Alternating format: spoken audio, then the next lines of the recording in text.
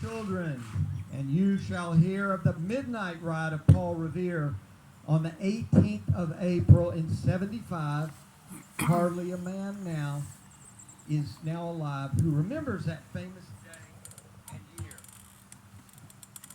He said to his friends, if the British march by land or sea from the town tonight, hang a lantern aloft in the belfry arch of the Old North Church tower as a signal light, one if by land and two if by sea, and I on the opposite shore will be ready to ride and spread the alarm through every Middlesex village and farm for the country folk to be up and to arm. Then he said good night, and with muffled oar silently rowed to the Charleston shore. Just as the moon rose over the bay where swinging wide at her moorings lay the Somerset British man of war, a phantom ship with each mast and spar, across the moon like a prison bar, and a huge black hulk that was magnified by its own reflection in the dark, in the tide. Meanwhile, his friend through alley and street wanders and watches with eager ears, till in the silence around him he hears the muster of men at the barrack door, the sound of arms and the tramp of feet, and the measured tread of the grenadiers marching down to the boats, to their boats. Then he climbed the tower of the Old North Church, by the wooden stairs with stealthy tread to the belfry chamber overhead, and startled the pigeons from their perch on the somber rafters that round him made masses and moving shapes of shade by the trembling ladder steep and tall, trembling ladder, to the highest window of the wall, where he paused to listen and look down a moment on the roofs of the town and the moonlight flowing over all.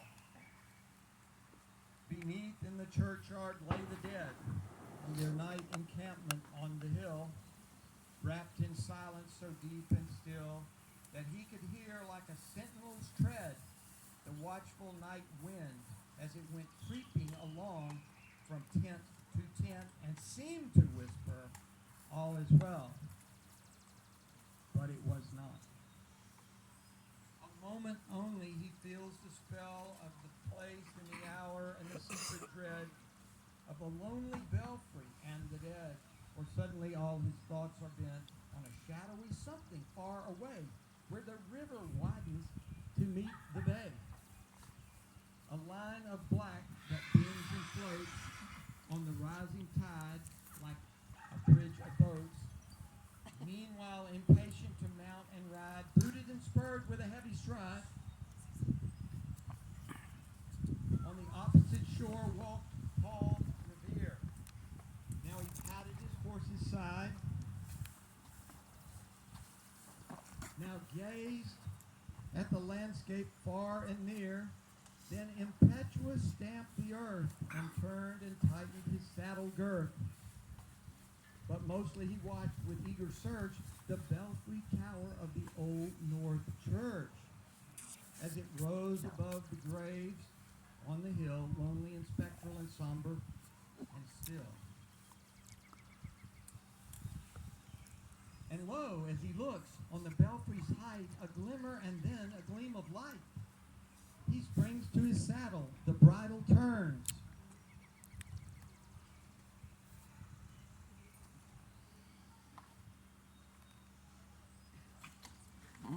But lingers and gazes till full on his sight a second lamp in the belfry burns.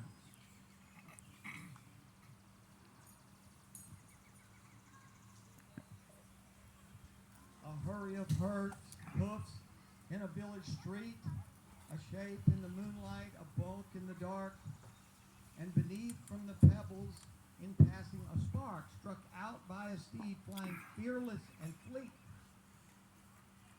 was all, and yet through the gloom and the light, the fate of the nation was riding that night. And the spark struck out by that steed in his flight kindled the land into flame with its heat.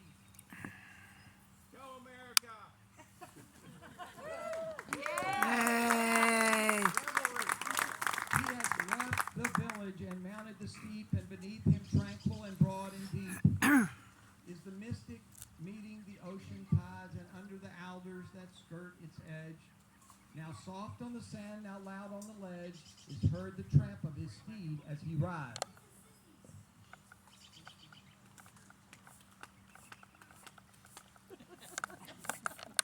It was 12 by the village clock when he crossed the bridge into Medford town. Here's the bridge. Go bridge, yeah. When he crossed the bridge into Medford town,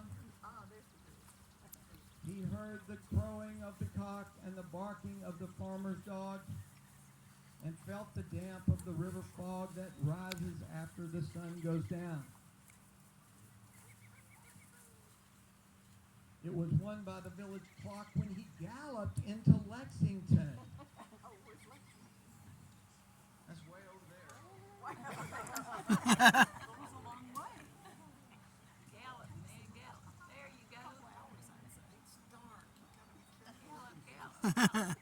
He saw the gilded weathercock swim in the moonlight as he passed, and the meeting house windows, blank and bare, gaze at him with a spectral glare, as if they already stood aghast at the bloody work they would look upon. It was 2 by the village clock when he came to the bridge in Concord town.